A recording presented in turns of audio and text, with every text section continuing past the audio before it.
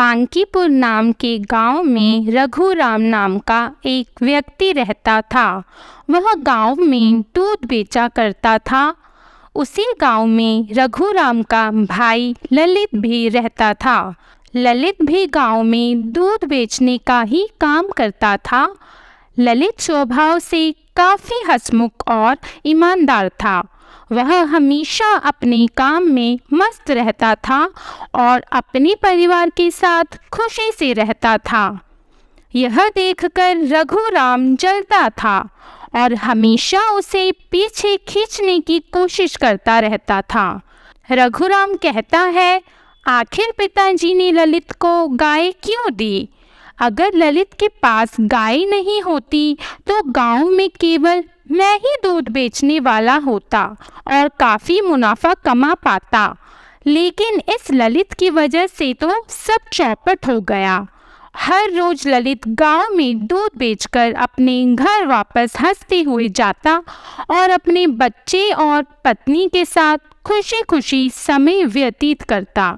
हर रोज का यह काम रघुराम को तंग कर रहा था।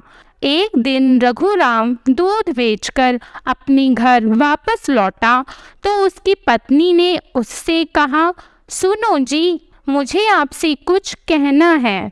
रघुराम, हाँ बोलो, अब तुम्हें क्या कहना है? पत्नी, सुनो, तुम इस तरह अकड़कर मुझसे बात मत किया करो, मुझे यह सब अच्छा नहीं लगता। रघुराम, अच्छा, तो मेरी बातें तुम्हें उल्टा लगती है? पत्नी, चलो छोड़ो, मैं सीधा मुद्दे पर आती हूँ। हमारे बच्चे अब बड़े हो रहे हैं और दिन ब दिन हमारे खर्चे भी बढ़ रहे हैं, लेकिन दूध बेचकर आने वाली आमदनी में बिल्कुल भी बढ़ोतरी नहीं हुई है। अगर ऐसा ही चलता रहा तो हमें आने वाले दिनों में अपनी आमदनी से कुछ भी हासिल नहीं हो पाएगा।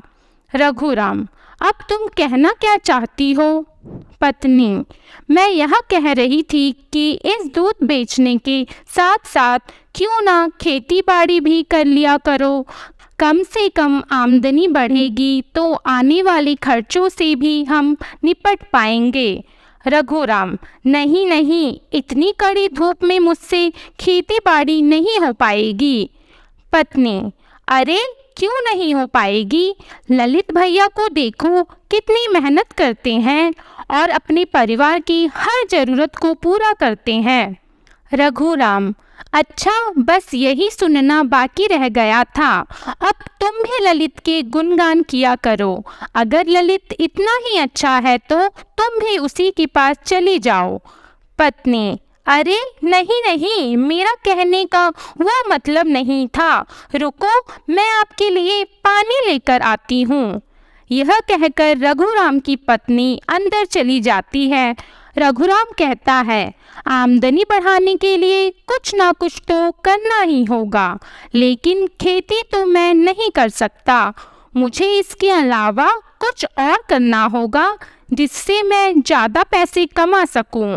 वह कुछ समय ऐसे ही सोच विचार करता रहा। कुछ समय बाद उसने कहा, क्यों ना मैं घर घर दूध देते जाते हुए ही उनके घर से कुछ ना कुछ सामान चुरा लूं। इससे थोड़े बहुत पैसे आते रहेंगे और आमदनी भी बढ़ जाएगी। अगले दिन से रघुराम जब भी किसी के घर दूध देने जाता था, उनके घर से कभी बर्तन, कभी खिलौने और घर की छोटी मोटी चीज़ें चुरा लेता और उन्हें बाजार जाकर बेच आता था। एक दिन रघुराम घर पर अकेला बैठा हुआ था। उसने कहा, इन छोटी छोटी चीज़ों से भी मेरा गुजारा नहीं हो पा रहा है। इन चीज़ों से तो मात्र 100-200 ही मिल पाते हैं। मुझे कुछ बड़ा सोचना होगा। अगले दिन वह ललित का पीछा करता है। ललित एक घर पर दूध देने के लिए जा रहा था।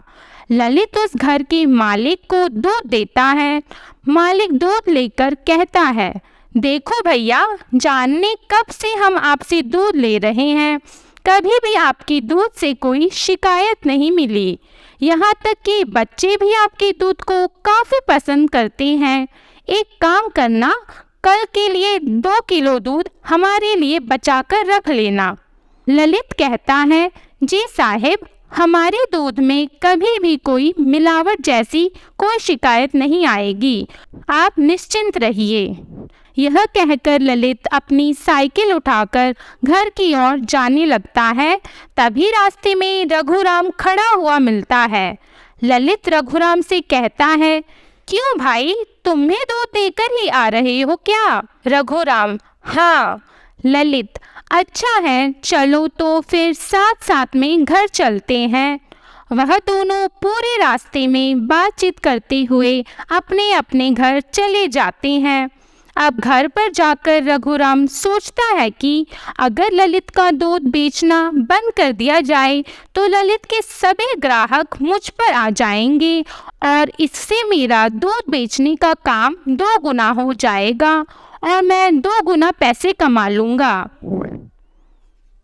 अगली सुबह रघुराम जल्दी उठता है, गाय का दूध दोहता है और दूध की बाल्टी लेकर ललित के घर पर जाकर छिप जाता है। जैसे ही ललित अपनी गाय दोहकर दूध की बाल्टी को घर में ले जाता है, पीछे पीछे रघुराम भी घर में घुस जाता है और ललित की दूध की बाल्टी को अपनी बाल्टी में पलट लेता है।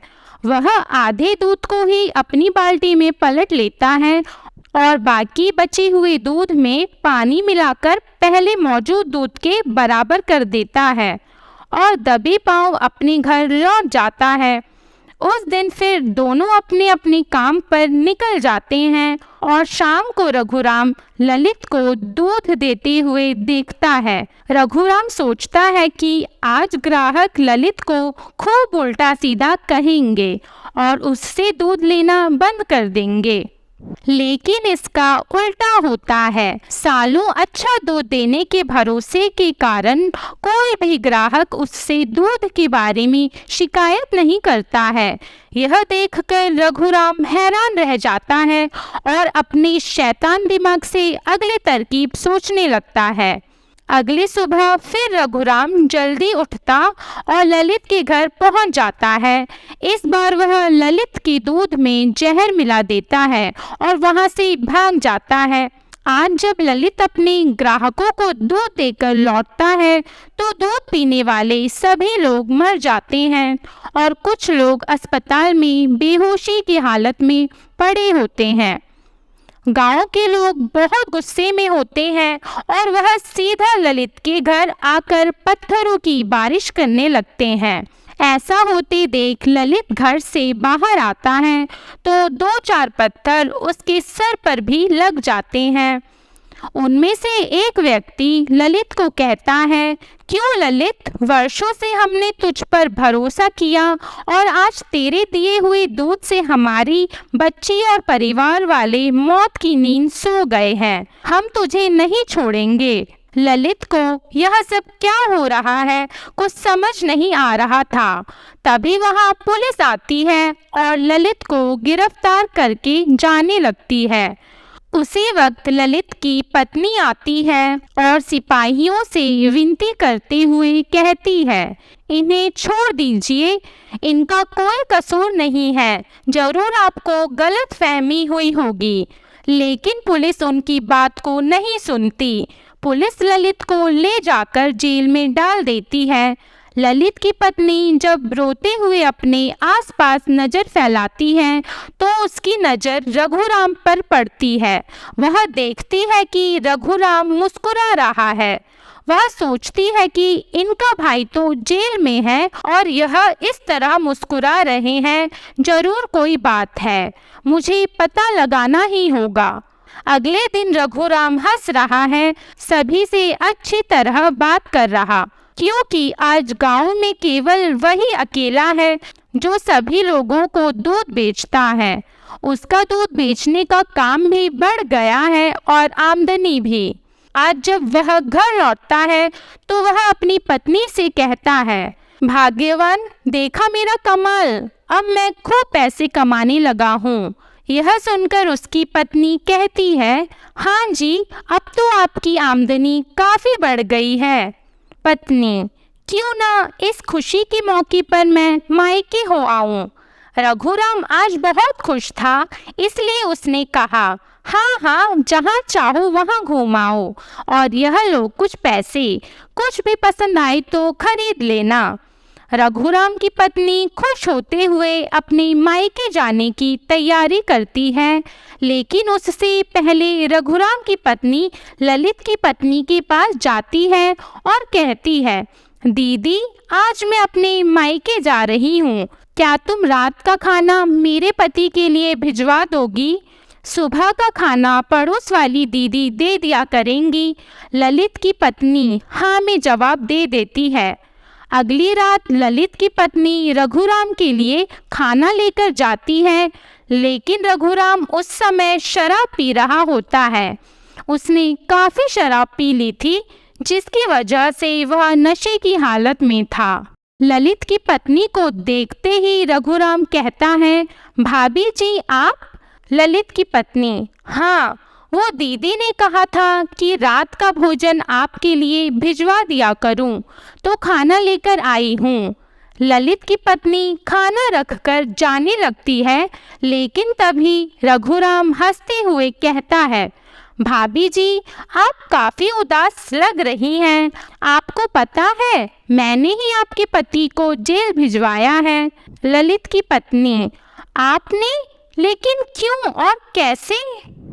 रघुराम, अरे जिस दूध को पीकर गांव के कई लोग मर गए और कुछ लोग तो हॉस्पिटल में भी बेहोश थे, उस दूध में मैंने ही तो जहर मिलाया था। लेकिन कुछ भी हो भाभी जी, ललित जब भी घर लौट कर आए तो उससे एक बात जरूर कहना कि उसकी गैर मौजूदगी में मैंने उसे बहुत याद किया था। यह कहकर रघुराम हंसने लगता है।